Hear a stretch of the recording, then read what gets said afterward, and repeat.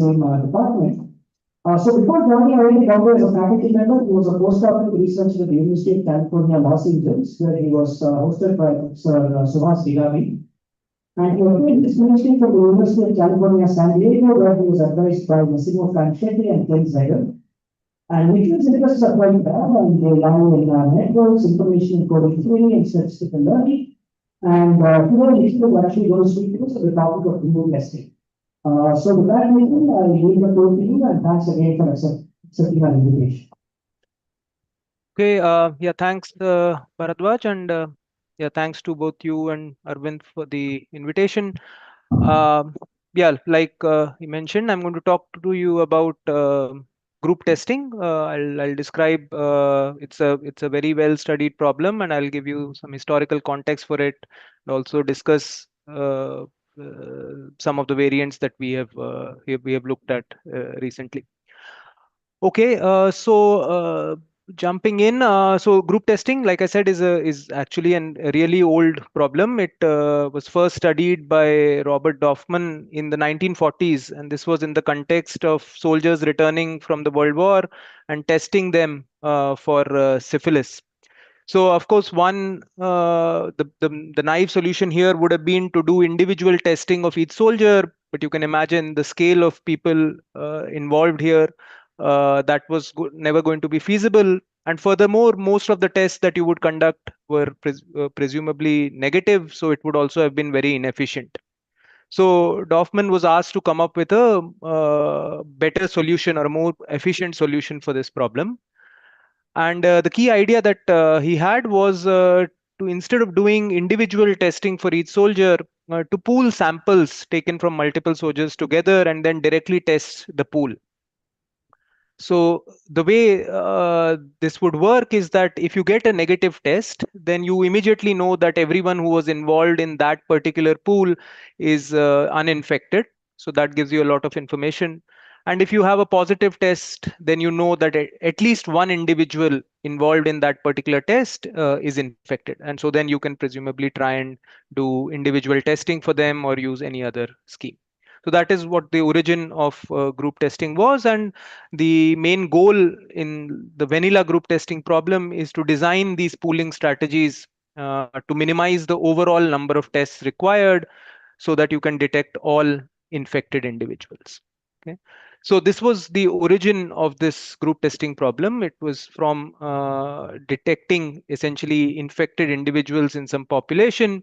But starting from here, it has found applications in all kinds of areas, ranging from quality control to network tomography to multiple access communication, all the way to genome testing. So any kind of problem where you have let's say a huge population, but there is a small subset which is special in some way, these are essentially applications where group testing can play a major role.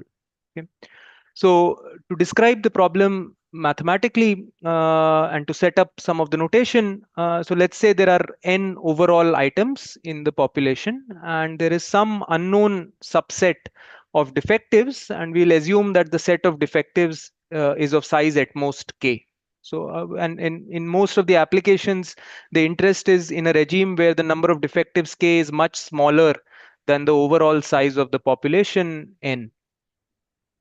Now, each test we can represent by a binary vector of length n.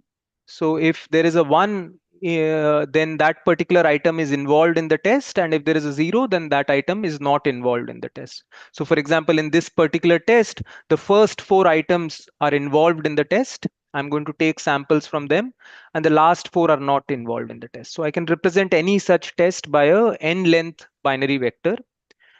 And the outcome, like I said, if the outcome of the test is 1, if even one defective item is involved in the test, right? So in particular, in this example, there are 2 defective items, the ones shown by the black color, and one of them is indeed involved in the test, so the outcome is positive, right? So we can describe this again mathematically by this operation of taking the Boolean OR over the set of defectives. So in any test T, you are looking at xit, and if even one of the defectives, at least one of the defectives or one of the items from the defective set, if it is involved in the test, then you get a positive response or you get a 1.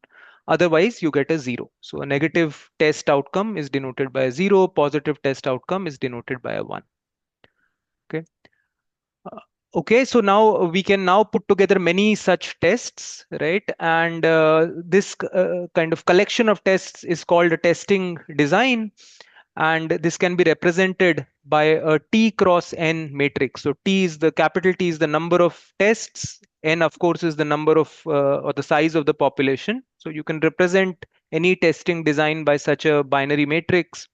And the output is just a collection of zeros and ones or positives and negatives depending on the outcome of each test. So for example, if you see the second test here, again, there is a defective item involved in the test, so you get a positive outcome. Whereas in the third test, only the first two items are involved and both of them are non-defective, so the outcome is negative, and so on. So what you get at the end of your tests is a bunch of these ones and zeros, and from that you have to recover or you have to infer back the set of defectives. Right? So we are going to say that a testing design is a feasible testing design if we can recover any subset of defectives as long as their number is less than equal to k.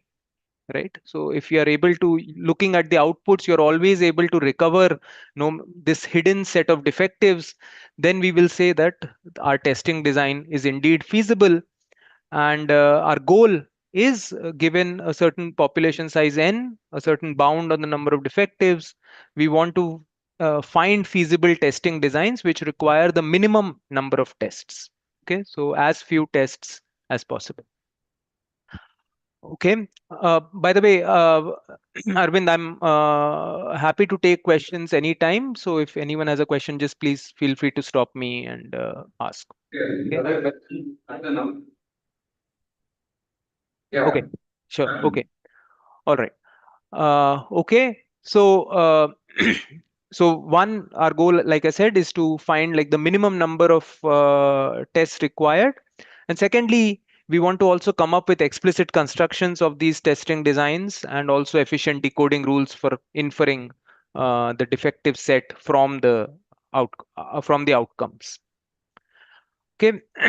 So let's think about what is, can we figure out a clean lower bound on how many tests will definitely be needed no matter what strategy you come up with, right? So if you think about it, any feasible testing design, right, it will give you some output, and the output that you get, this y vector, better be different for every different subset of defectives possible, right? So if there are two sets of defectives, each with less than k elements, and both of them result in the same output, then there is no way you can distinguish between the two, right? So you do require an injective map from the set of positive from the set of possible defective sets to the set of outputs, which means that the number of possible outputs, which is 2 to the t, right? Capital T is the number of tests. Each output is either a 0 or a 1. So the number of different outcome vectors that you can get is 2 to the capital T, whereas the number of possible defective sets is this sum of binomial coefficients going from 0 to k, right? We allow for all possible defective sets as long as their cardinality is smaller than k.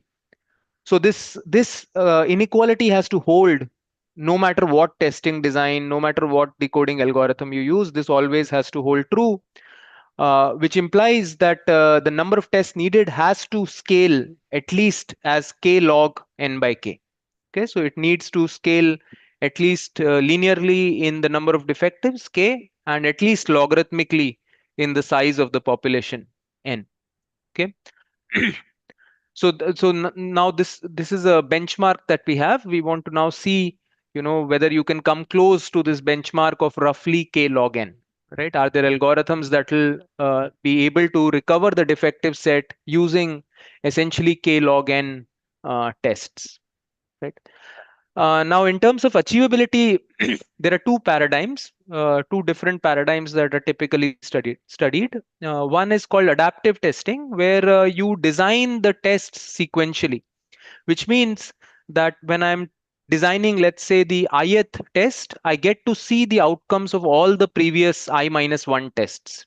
And then based on those outcomes, I can design the next test. Okay. So that is what is called adaptive testing. So now let's say we look at the case of k equals 1. So there is at most one defective, right? And I want to identify which of the items amongst these n items is the defective one. Right? And I'm allowed to design my tests adaptively, right? So if you think about it for a little while, you'll see that this seems very much like a binary search problem, right? You are essentially, there is one item which is kind of special amongst a population of n.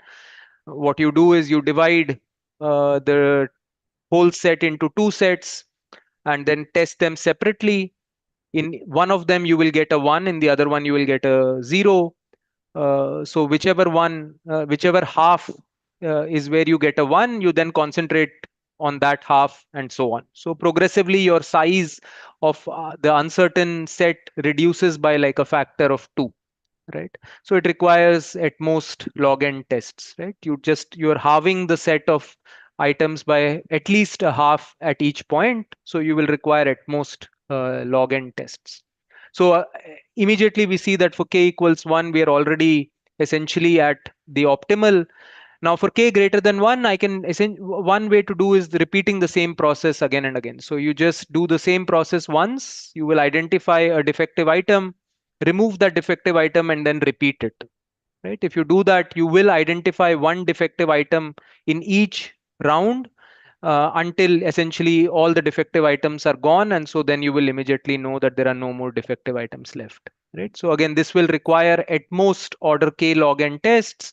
So if you now compare this to the lower bound that we had, we are essentially order optimal, right? So we have reached kind of k log n using just simple binary search. uh, Now, the lower bound was k log n by k, right? And one can in fact match that also.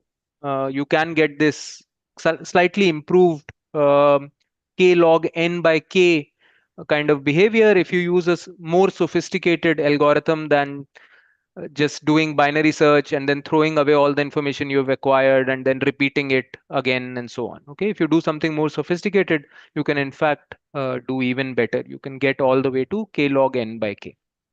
Okay, so the point here is that if you are doing things adaptively, then you can use these binary search style algorithms to essentially match the lower bound and recover the set of defectives in essentially k log n tests. Okay. Now, the more, so yeah, this is just a table illustrating the lower bounds and the upper bounds. So for adaptive, we can match these bounds. Now, the more challenging paradigm is what is called non-adaptive testing, where you have to specify all the tests beforehand. Okay, so I'm no longer allowed to sequentially design tests. I have to specify all my tests, which means I have to specify the entire testing design matrix beforehand before I start any of the tests. Okay, and the reason why people study this is essentially if you are forced to kind of specify all the tests in the beginning itself, then you can run these tests in parallel, and so you get a benefit of parallelism. You can reduce latency wherever, if there are applications where that is important, right? So now this is more challenging. I can no longer do the kind of binary search style things that I was doing before, right? Because I have to specify all my tests in advance, right? So again, let's look at the simplest case where there is a single defective, right? Now, if there is a single defective and I have to specify, yeah, Yeah. So in the previous thing, you had this lower bound n log n by k, right? k log n by k. N by k. So I see why that would be a lower bound for non-adaptive case. Is it obvious that that's also the lower bound for adaptive case? Yeah, again, I mean, if you see the lower bound, all it uses is the size of the output set, right? You no matter whether you use adaptive or non-adaptive tests, the number of different outcome vectors is going to be at most 2 to the power capital T, right? If capital T is the number of tests, the different outcome vectors that you can observe is 2 to the capital T. It's not using anything else here. The point is, I mean, because you can sort of, construct this matrix in a history dependent way. Yeah. So for certain sort of combinations, you might be able to beat that bound, no? I mean, it's not obvious to me, but So again, I mean, this is not really utilizing the power of how we are designing the matrix at all, right? We are only looking at the outcomes, whatever those outcomes might be, however you might have collected them, right?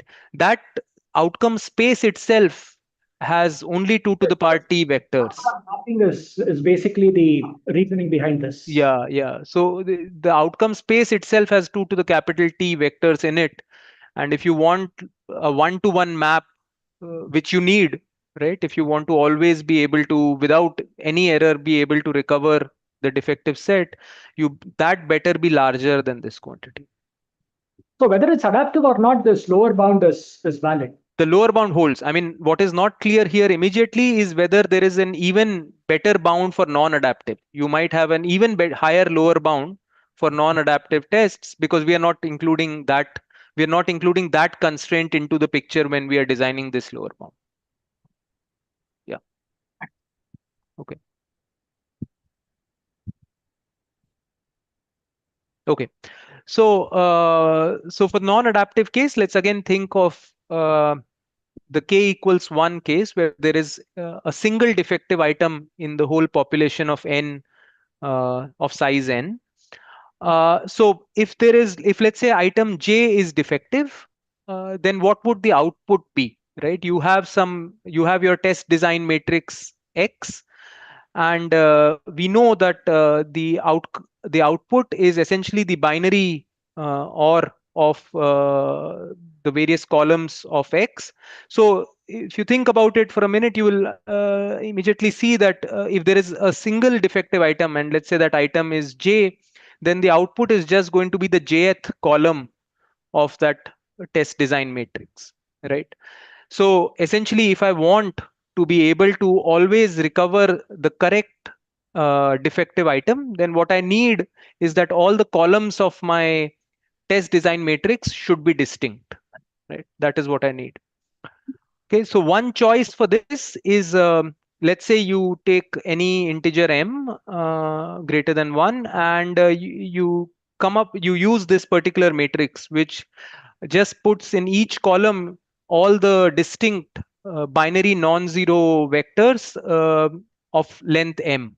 Okay, so m is the number of rows here, and the number of non-zero binary vectors of length m is going to be 2 to the m minus 1. So that is the number of columns that I have in this matrix, right? So this is, for example, the matrix for m equals 3, and the number of columns is going to be 7. So I've just lined all these columns, which are all distinct binary vectors of length m.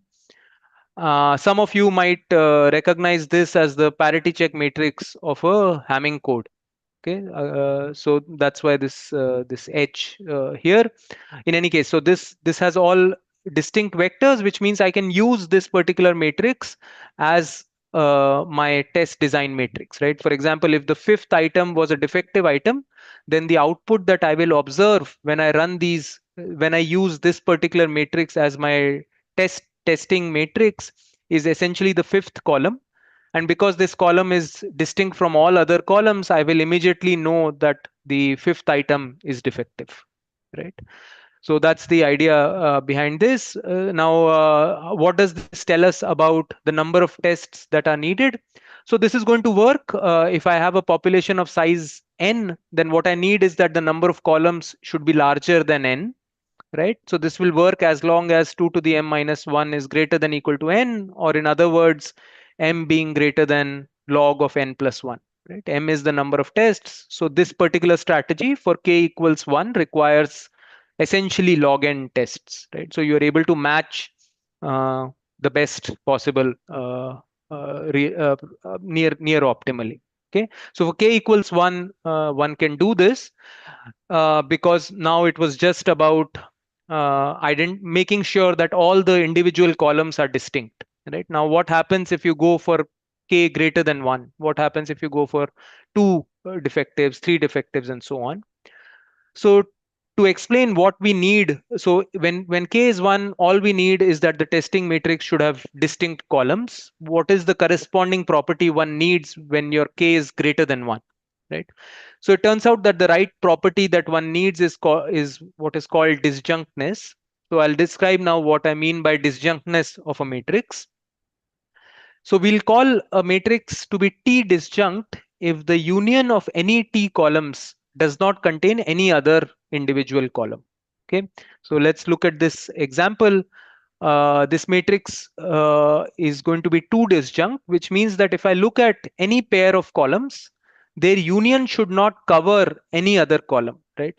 So if you look at, for example, this third uh, column here, you can see that there is a particular row where both the columns that you are considering, right, which are in red, have zeros, but this third column has a 1 there, right? So this, the union of these two columns does not cover the blue column, because there is a row where both of these columns have zeros, but the blue column has a 1, right? So the first and second row do not cover the third row.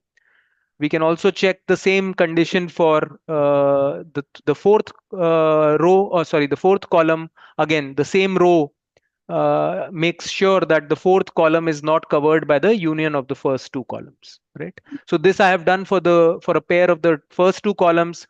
If you have to prove two disjunctness, then you have to repeat the same calculation for every pair of columns. So for every pair of columns, you have to argue that the union of those two columns does not cover any of the remaining columns, right? That is the property that describes disjunctness. Turns out this matrix is 2 disjunct, but it is not 3 disjunct, because again, if you look at, let's say, these 3 columns, their union indeed covers the first column, right? You can see that if you look at a 1 here, then it's covered by the fourth column. If you look at uh, 1 here, it's covered by this first column, and similarly here, it's covered by the second column, right? So here there are 3 columns which are completely covering the first column, which means it is not 3 disjunct. Yeah, Arvind. One question. So, where did this covering criterion come from? Earlier, you just required that it should not equal any other. So, So because now we are going to move beyond k equals 1. So k equals 1, the output was a single column. yeah. Now as you Yeah. go for higher k, now there are going to be unions of columns. So I will describe, I'll just come to how this disjunctness relates to a feasible testing design. I'll just come to that in a minute. I had a question as well. Yeah. So if you can have at most like k sort of defectives, can't you just map the k to a basically can't you reconstruct like a different sample set where each like if you get like certain k errors, you map it to like n power k many sort of things, and now it's like you have single errors of k tuples basically, right? So that is also something you can do.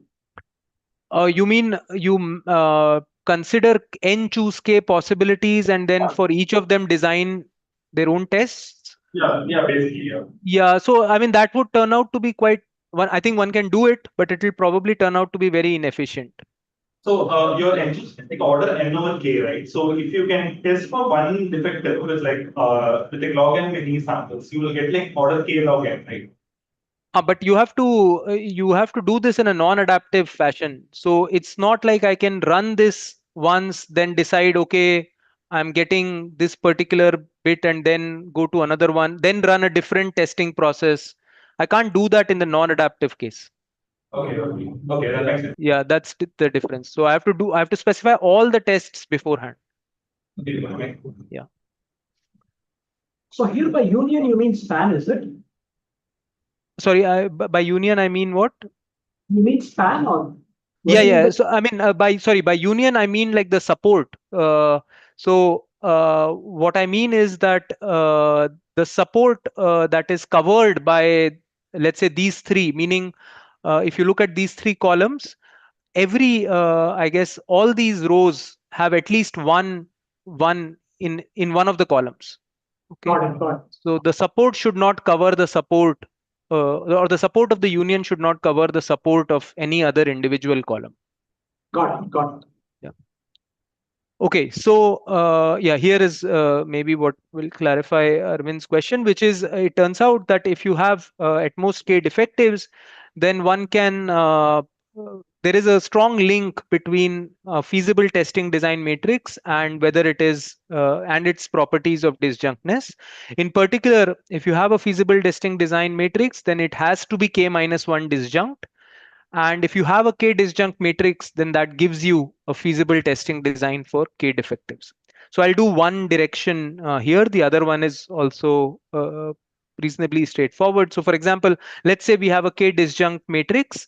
We want to argue that that indeed allows us to recover any k defectives or any set of k defectives. Okay, so let's say this. Let's look at this particular two disjunct matrix.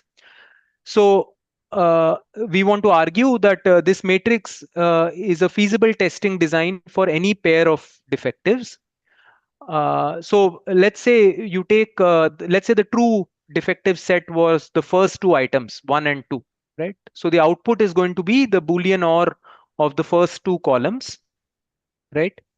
Now, if I look at the third, so the third and fourth items are not defective, and I want to make sure that I'm able to recover this fact that the third and the fourth item are in fact not defectives, right? So if you look at the third item, there is a particular test, in particular this test, right, where the third item is involved, but none of the defective items are involved, right? This is a property that is coming straight out of disjunctness. There is going to be a row or a test which is where the third item is indeed present, but it is not covered by the union of the two defective items, right? So there is going to be this witness test, right, where the non-defective item is present and none of the defective items are present, right? So this test is going to be witness to the non-defectiveness of the third item. Similarly, if you look at the fourth item, again, the same test is going to be a witness to the non-defectiveness of this particular item. You're going to have a test where the only items that are present are non-defective items and none of the defective items are present, which means that the output of that test is going to be 0, right? So you will immediately know that this particular item is a non-defective, right? And disjunctness tells us that such a test will always exist. If your matrix is k disjunct, you know that you will always be able to find a test where none of the defective items are present and any of these, all the non or all the items that are present are non-defective items, right? So that's why if you have a k disjunct matrix, you will always, that will immediately lead us to a matrix which is feasible for detecting k defectives. Okay. And in fact, it immediately gives us a very simple decoding algorithm. If all the tests involving an item are positive, then you mark the item as a defective. Otherwise, you mark the item as a non-defective. Okay. Arvind, I hope that answers your question. Is that what you had in mind? Yeah. It does. I just had one follow-up question. Yeah. Maybe but I mean, the 0011, you were saying that such a test will always exist that does not contain the non-defective ones. That does not contain the defective ones, but contains the non. Yeah. What is the guarantee that there'll be a row with a 1 in the third column? 1 in the third column here? Yeah. Yeah. So if you, if I look at the, oh, you mean that there will be a row which has, so if this, the union of these two has to not cover the third column, then there has to be a place where this column has a 1 and the other two columns have zeros. If all of them were zeros, then that will not contribute, right? The support still, I mean, this will not even contribute to the support of the third column. Won't contribute, but then you could have the property hold for the remaining rows, no? So what you need is that the column should not be covered by the union of the two columns here. So that means that, so if, for example, if this was a 0 and all the other positions were already covered by the 2, then this is violating the disjunctness property. You need a position where this column has a 1 and the other two columns have zeros. Yeah, that is Okay. a requirement of disjunctness. Okay. Yeah, yeah. Okay. Okay, so yeah, so like I said, so this particular kind of matrix property is very tightly linked to the feasibility of any testing design matrix, and we can use this both to construct testing designs, but also to argue, for example, because this is also a necessary condition, we can use this to even argue lower bounds, right?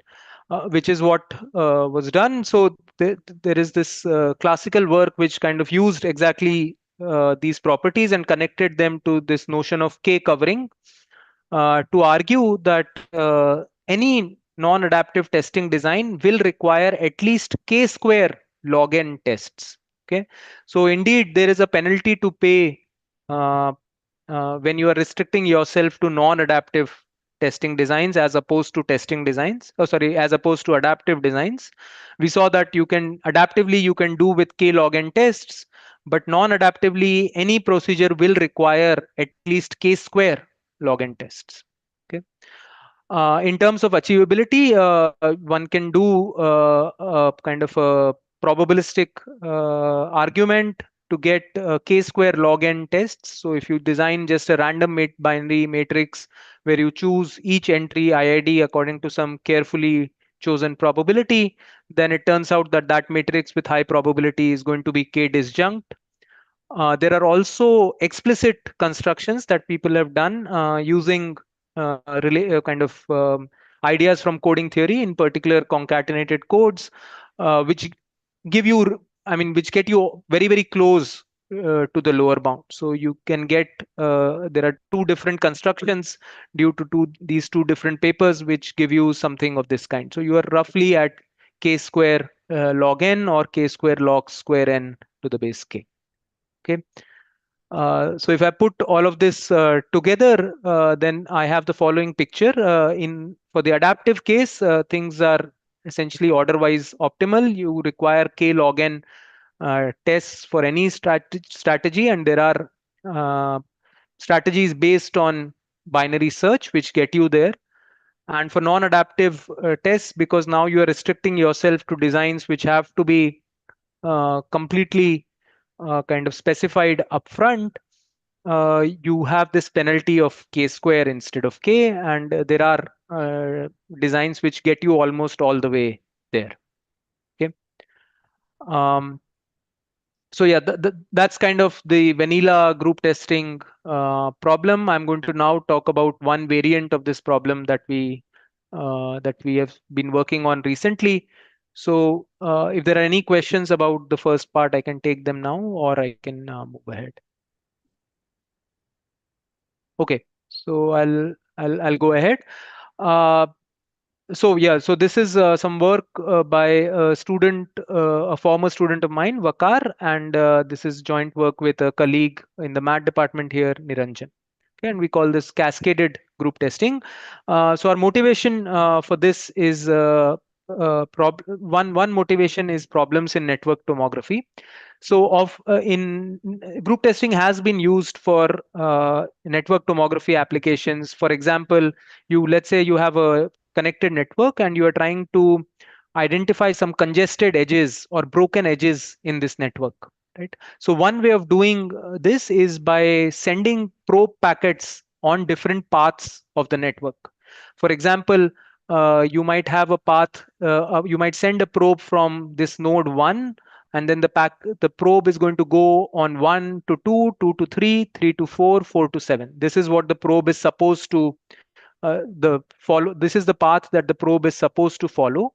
And let's say you have these two edges, 3 to 4 and 3 to 5, which are broken, right?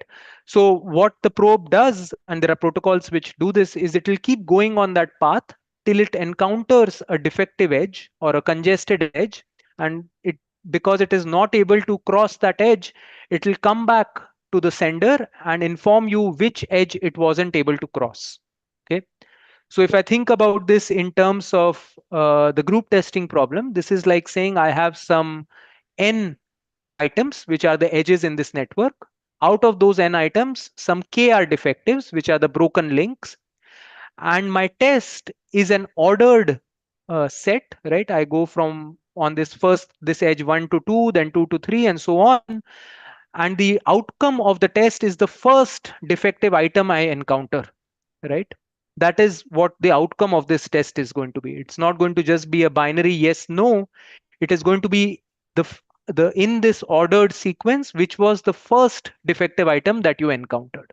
Okay, so this is one application where this naturally happens. Another application is recommendation systems. So suppose you're interacting with some recommender system which gives you a certain list of items, right? And maybe these think of these as maybe news items, and you are interested in some subset of news topics. So the way you go through the list is you start from the top and you keep going in the list till you encounter the first thing that you like, right? And then you go off. So the if you again think about the feedback that the recommender system is getting from this, is when you go through that list, it knows that the first item was not of your liking, second was not of your liking, but the third one is the one you clicked. And again, if I think of these topics of interest as being the quote unquote defective items here, it's giving me the identity of the first defective item that you encountered in the list, right? So again, this is more information than just yes no. And people have studied this kind of cascading feedback also in the context of online learning in bandits and sequential learning, online learning to rank type of frameworks. Okay, so if I now bring this back to the group testing framework that we had, we again have the same thing. We have n items, we have some unknown subset of defectives of size at most k being much smaller than n. And each test is now associated with an ordered subset of items. Okay, so for example, this 3 1 5 7 means that in this test I'm going to look at 3, then 1, then 5, and then 7. So every test is like an ordered subsequence, and the outcome is the identity of the first defective item that you encounter in that sequence. So if for example amongst these 7 items 2 and 5 were the defectives, then the outcome of this test is going to be 5, right? Similarly, if you use the test 1 2 3 4 5 6, the outcome is going to be 2, because that is the first defective item that you encounter when you go in this order, right? And if you have a test which has no defective items, then the outcome is just 0. Okay, so this is the cascaded group testing model, right? So again, I can ask kind of the same question. I want to come up with a testing design. So that means I want to come up with a collection of ordered subsequences, and then corresponding to these ordered subsequences or corresponding to these tests, there are going to be some outcomes like the ones shown here. And we will call that the testing design, or we'll say that the testing design is feasible if we can recover any subset of defectives of size at most k. And our goal is again the same. We want to get feasible testing designs of the minimum size. So I want as few ordered subsequences as possible, and I want explicit constructions and simple decoding schemes. Okay, so this is the model that we are going to work with, and we want to see how it performs, right? So if I now compare this to the vanilla group testing problem that we talked about before, you can see that in the binary group testing problem, your outcome is just a yes or a no, depending on whether there is a defective involved in the test or not, right? Here you are getting potentially more information than just that, right? For example, in the first test, the Boolean group testing problem would have given you a yes, but here you are getting more information. You're getting the identity of the first defective item that was encountered. So you are definitely getting at least as much information as Boolean group testing, potentially even more, right? So that immediately tells us that if you have a feasible design under the previous paradigm, then that also is a feasible design under CGT. So any upper bounds that we had from before, right? We had upper bounds which looked like k square log n. All of those upper bounds definitely apply here as well, right? What we want to understand, or what the main question we had for ourselves was, how much does this additional information help? Do we still have the same number of tests that are needed, or can we do potentially much better than what was possible before, right? That is the key question that we want to address in this mechanism, because you're getting more information. How much more does this information help, right? So just going back to this table that we had for the Boolean group testing problem, right? Like I said, because all feasible designs in Boolean group testing are also feasible designs for our problem, we immediately have these results in the upper bounds, right? The same upper bounds also apply for us. We want to see whether we can improve on these upper bounds by using the additional information that we are given, right? Okay, so let's begin with the adaptive case. Now, the adaptive case in the cascaded problem is actually very simple. It's trivial, in fact, right? So if I'm allowed to sequentially design tests, the simplest mechanism is you just use the full permutation to begin with. Okay, just take whatever order, let's say 1, 2, 3, 4, 5, 6, 7.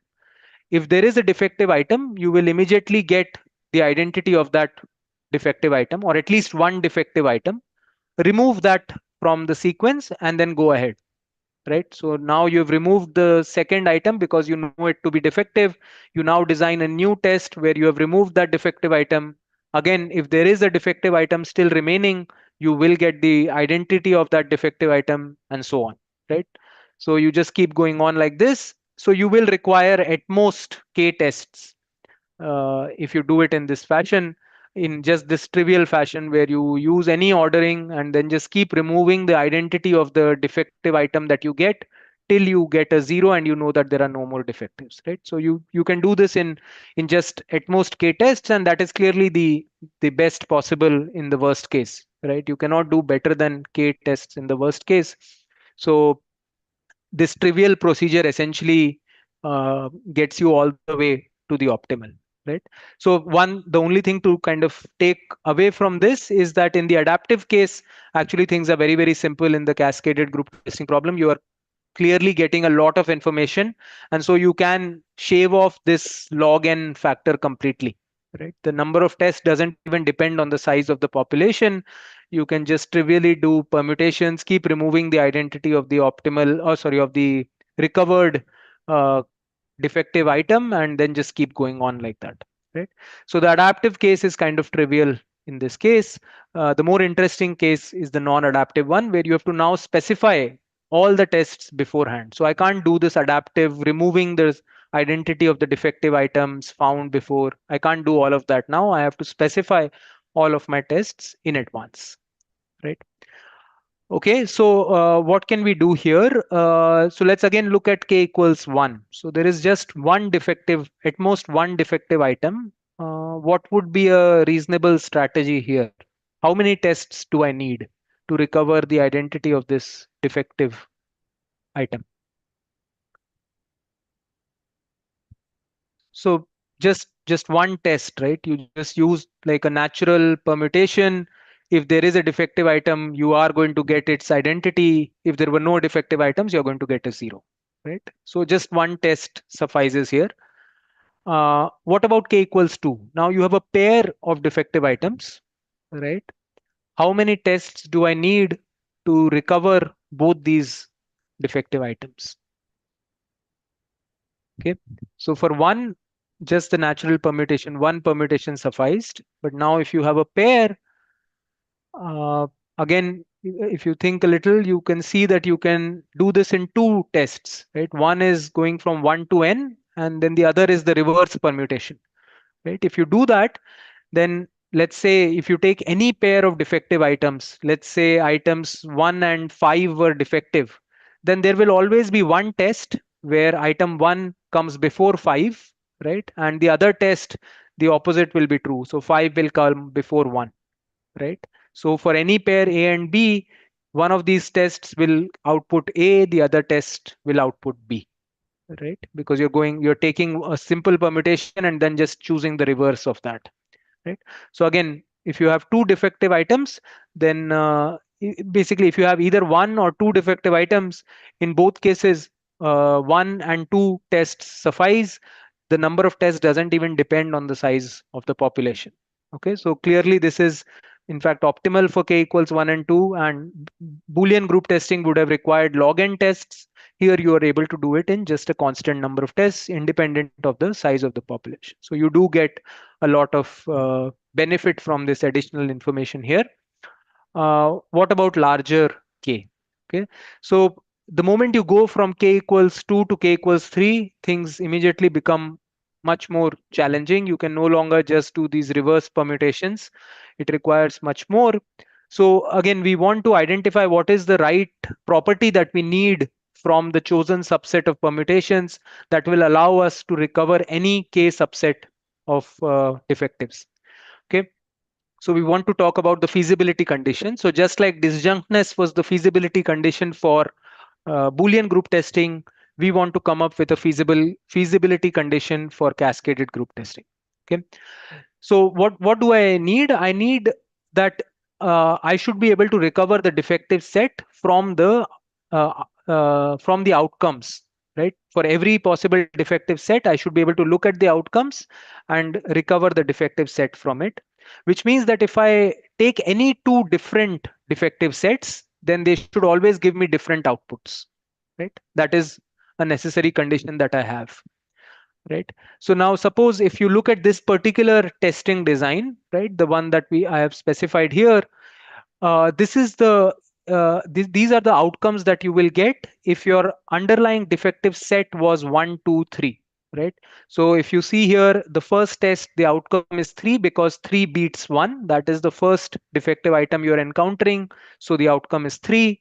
Similarly, in the second test, 1 is a defective item and that is the first one you encounter. So the outcome is 1 and so on, right? But if the defective set was 1 and 3, right, then also the outcomes would have been exactly the same. And that is a problem, right? You have two different defective sets, but this particular testing design gives you the same outcomes.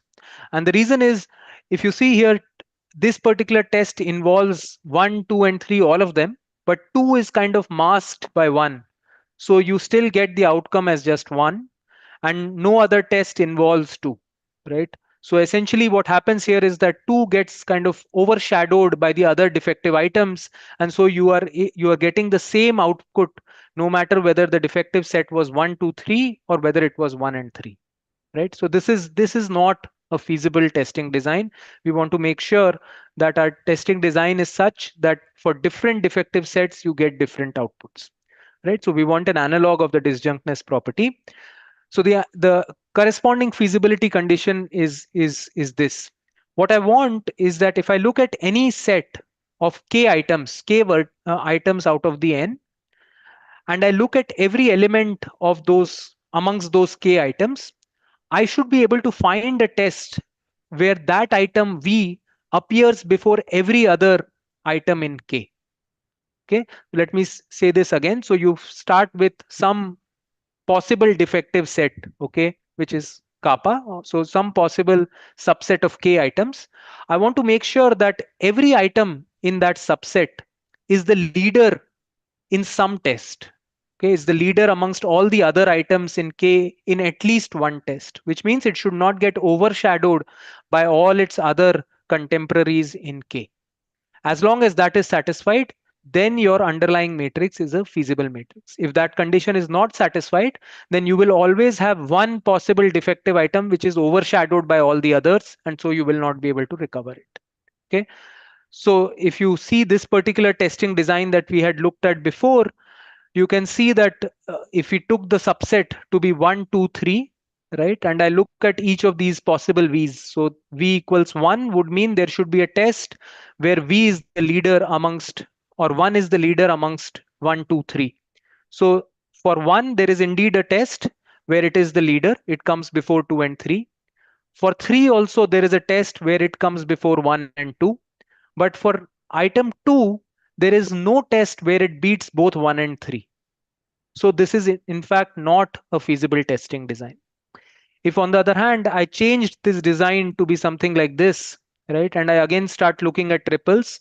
For 1, 2, 3, you will find 3 different tests where, for example, v equals 1 is the leader in test 1, v equals 2 is the leader in test 2, and v equals 3 is the leader in test 3. Similarly, if you choose the triple to be 2, 5, 7, you can find a test where 5 is the leader, you can find a test where 2 is the leader, and you can find a test where 7 is the leader amongst 2, 5, 7, and so on. So you can check that this condition holds for all triples, and that is why this is indeed a feasible testing design. Okay, so this is our analog of the disjunctness property. You want to have a subset of ordered kind of orderings, where for every subset of k items, you can find at least one test or at least one ordering where that item is the leader. Okay, that is what we want. And the reconstruction is very simple. You just take the union of all the outputs that you see. So every outcome is like a identity of a defective item. So you just put them all together, and that is your defective set. And we can show using this property, one can show. So we can show that any feasible testing design will require at least order k square tests. Okay, so by using this particular property, because every feasible testing design has to satisfy this condition, one can show that you will require at least k square tests. And so this particular lower bound, in fact, does not have a dependence on n, but one can also show using a different argument that you will require at least log n tests as well. Okay, so uh, by the way, Arvind, how much time do I have? You have about 15, 20 minutes. Okay, all right, okay. So then I'll maybe just the k square tests is that argument is kind of related to how things are shown for vanilla group testing as well. Although one thing I want to point out is that the vanilla group testing lower bound or the Boolean group testing lower bound does not directly apply, right? Because we have more information in cascaded group testing. So it is in some sense surprising that even though you are getting more information, you still have the same lower bound of k square. Uh, but you can also show another lower bound, which is log n. So maybe I'll just quickly give an idea of how we show that lower bound. So suppose you assume k to be 3. So we are dealing with defectives of size 3, and you take n to be of the form 2 to the 2 to the r plus 1, right? So let's assume that there is a feasible testing design which requires less than log n minus 1 tests, which means capital T, because n is of this form, log n minus 1 is going to be r. And so suppose there is a testing design which requires fewer than r tests. Okay, I want to come up with an argument that contradicts this assumption, right? So we are going to use this Erdos-Zekares theorem, which says that if you have any sequence of length a square plus 1, then it always has a monotone subsequence of length a plus 1. Okay. So how do we use this? So every test is like a sequence, right? So if I have a test of n items, then there is going to be what this result says is that there are going to be among that test, there are going to be some n1 items, right? Which is so a square plus 1 corresponds to 2 to the 2 to the r plus 1. So a corresponds to 2 to the 2 to the r minus 1, right? So there is going to be some items in that sequence T1 which are going to be monotone, right? They're going to be in some particular order. They're going to follow either increasing or decreasing order. Now you go to this T1, right? And amongst these T1, there are going to be, again, I reapply the same result to this monotone sequence in T1 that I found before. Now, again, 2 to the 2 to the r minus 2 plus 1 items are going to be monotone in both T1 and T2, meaning those items are going to either be in increasing order or in decreasing order in both T1 and T2, right? And I can now keep applying this this result on the same set, and I can go all the way till capital T, which will say, okay, these many items, which because capital T is less than R, this is greater than equal to 3. These 3 items are monotone in all the TI tests, right? They are all, means there is a triple, let's say 1, 2, 3, which is monotone in all these tests, meaning they are either in the form 1, 2, 3 or 3, 2, 1, right? If you have in all the tests, you either have 1, 2, 3 or 3, 2, 1, there is no test where the middle item, which is let's say item 2, appears before the others, which means that that particular item cannot be identified as a defective item. It's getting overshadowed by either 1 or by 3 in all the tests. Okay. So the middle item is never first, which means this is not a feasible testing design, right? So you do require the number of tests to be at least log n minus 1. Okay. So this is the picture that we have. In the adaptive case, things are just at k. In the non-adaptive case, using this new definition of feasibility, we can get a lower bound, which is of the form the maximum of order k square and log n. On the other hand, our upper bounds, the general upper bounds, which we just borrowed from Boolean group testing, look like k square log n. Okay, so the main question that we had was, is the dependence log n or is the dependence log n? Do you actually have the same dependence as Boolean group testing, or do you get this exponential improvement from log n to log n? Okay, uh, so to kind of describe that result, I will describe our construction for k equals 3. We have an iterative construction. So what we are going to do is we are going to start with some feasible testing design for A items, and then we are going to use that feasible design to construct a new design for A square items. So I'm going from n equals A to n equals A square, and I'll keep building that up. Okay, so let's look at this running example where A is 3. So, and I'm going to go from A equals 3 to A square, which is 9. Okay, so for A equals 3, the way we are going to do things is we are going to use kind of permutations over 3 items, and we are going to compose multiple such permutations to create permutations over 9 items. Okay, so to do that, you first partition these A square items into A sets, each of size A.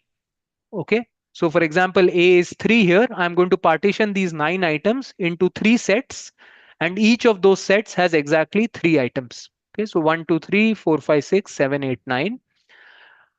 I'm now going to take some permutations, let's say S1 and S2 on 3 items, on A items, and I'm going to use multiple such permutations. I'll compose them to create a new permutation S3 on A square items. Okay, so this is how I do that. First, so if I have S1 and S2, so S1 here was 2, 3, 1, S2 is the permutation 1, 3, 2. So I will first apply this permutation S2 on each of the individual blocks. Okay, on each of these A blocks, I'll apply the permutation S2. So S2 is 1, 3, 2. So 1, 2, 3 goes through 1, 3, 2. 4, 5, 6 goes to 4, 6, 5. 7, 8, 9 goes to 7, 9, 8. So I have applied the S2 permutation to each of these individual blocks. I now have these new permutations H1, H2, H3. Now I will combine these permutations using S1. Okay, so I now apply S1 permutation on these blocks H1, H2, and H3. S1 permutation is 2, 3, 1. So the second element 4, 6, 5 comes first, then the third element 7, 9, 8, and then the first element 1, 3, 2. Okay, so this is how I compose two permutations S1 and S2, each applied on A items, and I get a new permutation on A square items. Okay, so this is my definition of my composition. So I now have this new permutation on A square items, right? Okay, so how do I use this idea to create my testing design on A square items? I first start with a feasible design on A items, right? When feasible design, let's say for 3 items, is these 3 tests: 1, 2, 3, 2, 1, 3, 3, 2, 1. This is clearly a feasible design for k equals 3 and a equals 3, because in each of these tests, you have the three different leaders. So 1 comes before 2 and 3 here, 2 comes before 1 and 3, 3 comes before 2 and 1. So this is clearly a feasible design. I'm now going to use these permutations to create a new subset of orderings for 9 items. So the first step is I'm going to take composition of each of these tests with itself, right? So T1 composed with T1, T2 composed with T2, and T3 composed with T3. So if there were mod x1 tests before, you have again created a new set of mod x1 tests now on 9 items instead of, or now on a square items instead of a items. Okay. And then, so in addition, you are now going to also take G1 and G2, which are the natural permutations, kind of, let's say 1, 2, 3 till A, and the reverse permutation A to 1. And for these permutations, you will again compose them with themselves and with each other. So all 4 possibilities are the new 4 permutations you create. Okay. And our feasible design is going to essentially be the union of these two sets. Okay. So you are firstly taking whatever was the feasible design for A items. You take each of those tests composed with themselves. And then for the natural ordering 1 to A and A to 1, you take these 4 possible combinations and you take the union of all of those to be your proposed design for A square items. Okay. Now what we argue is that this is in fact, this kind of a construction is a feasible testing design. I won't have a chance to give you the full proof of this, but I'll give you some intuition. So what do I want, right? I want for this collection to work for 3 defectives. I need that for any triple that I take, let's say 1, 2, 3, I should be able to find one test where each of these is a leader, right? Now, if let's say these defective items are all in the same block, meaning, for example, the 3 blocks were 1, 2, 3, 4, 5, 6, 7, 8, 9. If all of them are in the same block, then this composition that I do with themselves, okay, that itself is able to recover the defective set. Because if you look at this, for example, 1, 2, 3, 1 is the leader here. If you go to the next permutation, 2 is now the leader. In the next permutation, 3 is the leader. So if all the defectives items turned out to be in the same block, these compositions themselves are sufficient to recover them. On the other hand, if your defective items were in completely different blocks, meaning, for example, the first defective item was in block 1, second defective item in block 2, third defective item in block 3. So let's say the defective items were 1, 4, and 7. Okay. Again, these tests are sufficient to do that because they mix up the blocks also, right? So 1 is the leader, comes before 4 and 7 here. 4 comes before 1 and 7 here, and 7 comes before 4 and 1 here. So again, both of these are okay. The problematic case is when you have 2 defective items in the same block and 1 defective item elsewhere. So for example, if you do 1, 2, and 4, you will see that 1 beats 2, no problem, 2 beats 1. But, or sorry, 4 here beats 2 and 1, and 4 here beats 2 and 1 again.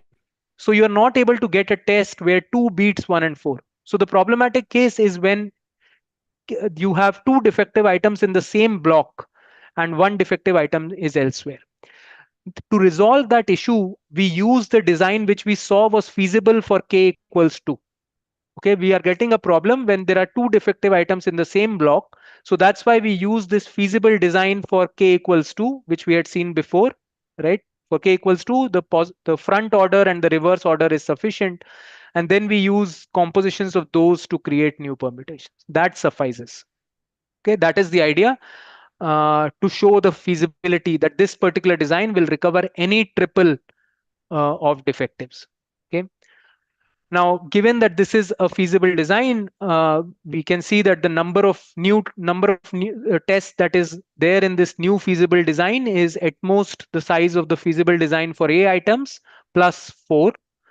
And one can show that this is essentially a recursive design. Now you can now go from a to a square and so on all the way to n, and this will require at most order log n tests. Okay. The idea in fact generalizes to any constant k. So you again start with whatever your feasible design might be for k. You do these compositions, and then instead of using the feasible design here for k equals 2, you use a feasible design for k minus 1, and you repeat the same process. That gives you the generalization of this idea for any constant k. And we can show that the number of tests that you need is some power of log n. Okay. So this in fact can be much smaller than k square log n that was needed for Boolean group testing. You will potentially, this is some polynomial or some power of log n. Okay. So if I now just go back to the table that I had, what we have currently is we have a lower bound on CGT of k square and log n. And our achievable strategy, of course, it is minimized with k square log n, because any feasible design for BGT is also a feasible design for the cascaded problem. But one can potentially also get huge improvements by going down to log n instead of log n. Okay, so that is what this additional information that cascaded testing is giving you. This is what it buys. Okay, it can give you this exponential improvement from log n to log n. Okay, so to summarize, I talked about the vanilla group testing problem, which has been studied for a very long time, has many applications. A lot of variants of those problems have also been studied.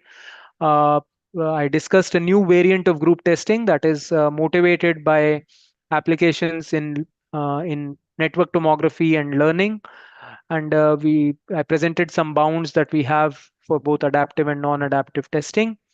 There are lots of open problems here and directions to pursue. One, of course, is to close the gap that we have between upper and lower bounds. So the best lower bound we have is log n, but the upper bound that we currently have is some power of log n, and that power grows with k. We have some uh, results which we can use to close this gap. For example, we now know that if you are in the regime where k is greater than square root n, okay, so where there are a lot of defectives, so more than square root the size of the population, then we can exactly characterize up to the constant. We can exactly characterize what the number of tests is going to be. It turns out to look like n minus n by k.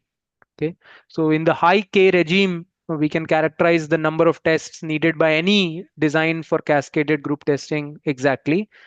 Uh, there are also some links to these objects. This is something we found very recently called k-suitable families. This is some object studied in combinatorics long ago, and it seems very closely related to the type of problem that we have, and we can use that to also improve some of the upper bounds. So that is definitely one to kind of tighten the gap between the upper and lower bounds.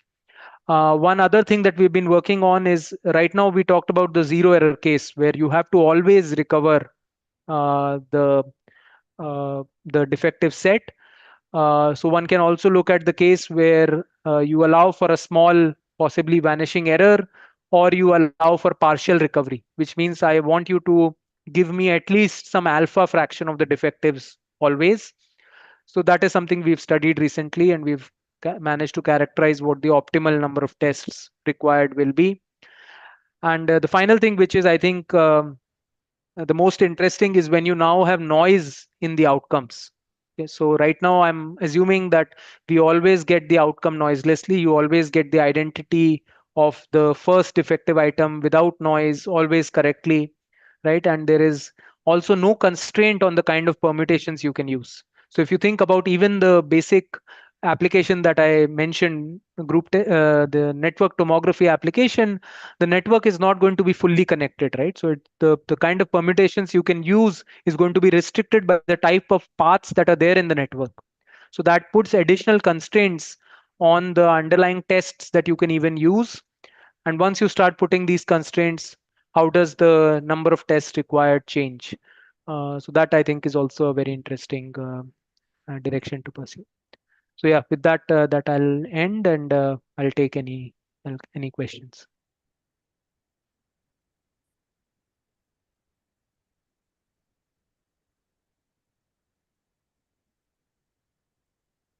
Good question. I had a question. So it's Yeah. kind of like the constraint version you talked about.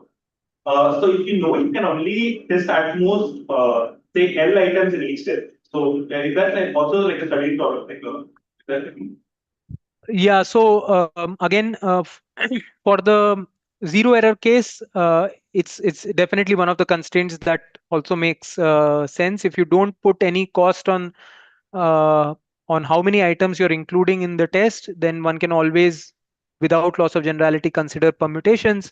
But if you put this constraint, then I think one can come up with some simple designs, but we don't know whether they're optimal.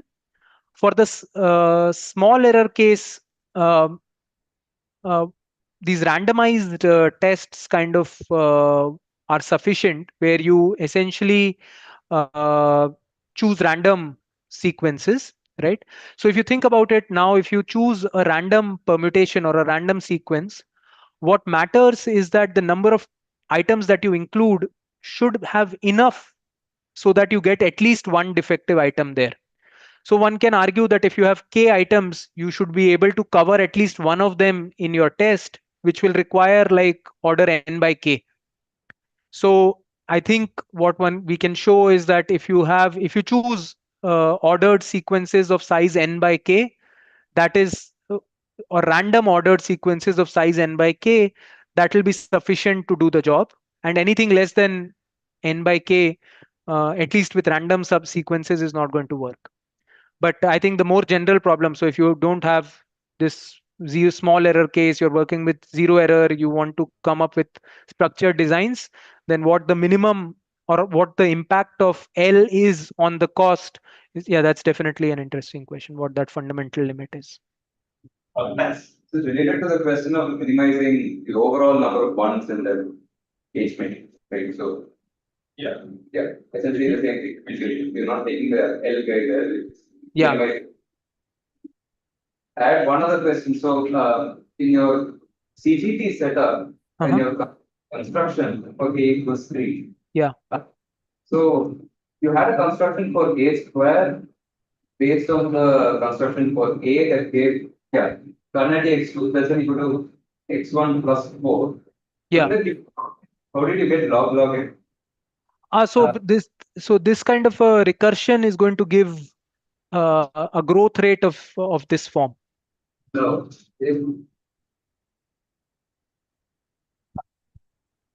Yeah, if you just use this recursion, so you're now growing kind of a constant number each time, right? So that corresponds to essentially a log n growth. If it was a product kind of thing, then that would have corresponded to log n growth.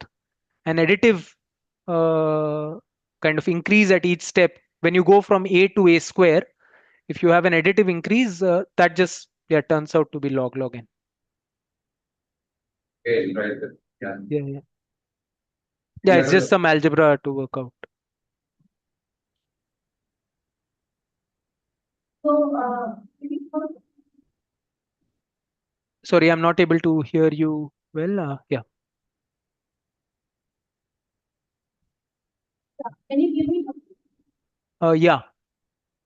Yeah, so I was wondering, the defectiveness of the samples are not dependent on each other, right? No. So is there a scenario where the defective items are dependent? If it is not, array. Yeah. So people have looked at, I mean, yeah, we haven't studied this for the cascaded group testing problem, but I think some of these type of problems have been looked at in the standard Boolean group testing setup, uh, where I mean, there are different kinds of models. One particular model is where you assume, so the homogeneous model will be you assume every item is defective with some probability p, Okay, and if you choose P to be like K by N, then that is roughly the model that we also have, because then in expectation you are going to have K defectives, right? And every set of defectives is equally likely. So there is like a non-homogeneous version where now you assume that different items have different kind of uh, possibility or probability of being defective. And now this non-homogeneous model becomes interesting because now these orderings matter. How do you put, the ordering? Do you first put like the most likely item to be in the sequence first and then the others and so on? So those kind of interesting questions come up. There is also, if you want to introduce correlations, then one way of doing that is via hypergraphs. So people have looked at, and this is again in the Boolean testing problem, you the allowed kind of defective sets are modeled via a hypergraph. So only the hyper edges correspond to allowed defective sets. All other sets are not allowed. So that is like more side information that you have, and then you can use that to potentially reduce the number of tests that you require. So yeah, it's definitely studied in some form in the Boolean testing problem. We haven't looked at it in the cascaded model. But yeah, that's an interesting problem, definitely. So Nikhil, in this talk, you largely restricted to deterministic tests, right? Correct. Yeah. You have to allow for randomized testing, and let's say you change the solution concept to some Yeah. So for the zero error case, if I use randomized testing, I cannot achieve this log n, or at least I don't know, at least for independent tests, if I just use independent random permutations, that will require roughly, I think, k log n tests. I cannot get a log n growth rate, or at least I don't know how to do that. If I just use independent random permutations, I don't think you will get a log n growth. If there is a dependent way of inducing this randomness, then I don't know. Maybe there is some way of doing this in a kind of correlated manner. The way you can create these permutations in a correlated manner, maybe you can still get log n, but yeah, I'm not sure of how to do that. But if you just use independent permutations, then one can show via like a simple coupon collector style algorithm, argument, that you require at least log n tests to, or k log n tests, I think, to even cover all the defective items. Right. Yeah. Have people looked at these randomized tests, or I mean, are there results out there? So we've looked at it in the case of small error, the work that I mentioned, where we allow for like vanishing error probability. There we have looked at these randomized tests. So we allow for a probability of error uh, which goes down to 0 as n becomes large. In that case, we have looked at these randomized tests. So this probability is over the coin tosses of the algorithm, right? You don't have a prior on the defective sets. So one can do both, but you don't require like a prior on the defective sets. If you can do this even with an arbitrary defective set. Yeah, but if you assume that you are working with some just independent random permutations, yeah, one can kind of analyze how many tests you need just by essentially trying to see. Yeah, you can compute the probability that every item is going to come first in at least one test. Yeah, it's not very difficult to do.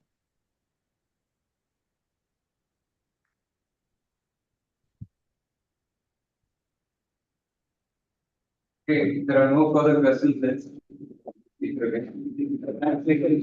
Yeah, problem. Thank you for the invite. Sure. Yeah. Thanks again. So, if possible, please do share with us the slides. So that we I'll do can- that. Yeah, I'll do that. I can share the slides. That's fine. Yeah. Thanks again. Okay, all right. Bye.